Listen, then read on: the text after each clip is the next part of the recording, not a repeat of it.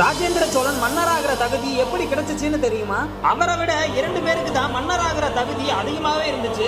ராஜேந்திர சோழன் மன்னரானதுக்கு அப்புறம் அடுத்த 4 வருஷத்துல தன்னோட மகனை அடுத்த மன்னனா அறிவிச்சாரு. ஆனா ராஜராஜ சோழன் தன்னோட மரணத்துக்கு 2 வருஷத்துக்கு முன்னாடி தான் ராஜேந்திர சோழனை அடுத்த மன்னரா அறிவிச்சாரு. ராஜராஜ சோழனுக்கு முன்னாடி மன்னராக இருந்தவர் தான் உத்தம சோழன். அவருக்கு ஒரு மகனும் இருந்தாரு. நியாயப்படி பார்த்தா அவர் தான் மன்னரா இருக்கணும். அவருக்கு தான் மன்னராக அனைத்து உரிமையுமே இருந்துச்சு. ஆனா ராஜராஜ சோழனை அரியணை ஏற சொல்லும் போது நான் மன்னர் ஆகல, உத்தம சோழன் தான் மன்னராக்குங்க அப்படின்னு கேட்டுக்கிட்டாரு. அதுதான் சத்திரிய தர்மம்னு சொன்னாரு. உத்தம சோழனோட மரணத்துக்கு அப்புறம் தான் ராஜராஜ சோழன் பதவி ஏறினாரு. இந்த தகவல் திருவாலங்காடு செப்பேடுகள் மூலமா நமக்கு தெரிய வருது. ஆதித்ய கரிகாலனுக்கு மகன் இருந்திருக்கலாம் அப்படின்னு சில ஆய்வாளர்கள் சொல்றாங்க. அப்படி இருந்திருந்தா அவருக்கும் உத்தம சோழனோட மகனுக்கும் தான் போட்டி நடந்திருக்கும். அவங்க இருவருக்கும் தான் மன்னராகிற உரிமை அதிகமாவே இருந்துச்சு. ஆனா ராஜராஜ சோழனால முடிசூட்டப்பட்டது ராஜேந்திர சோழன் தான். அவர் ஆட்சி பண்ண சில காலங்களிலேயே இந்த அரசவைக்கு தகுதியானவர் இவர் ஒருத்தர் தான் அப்படிங்கறத நிரூபிச்சு காட்டினாரு.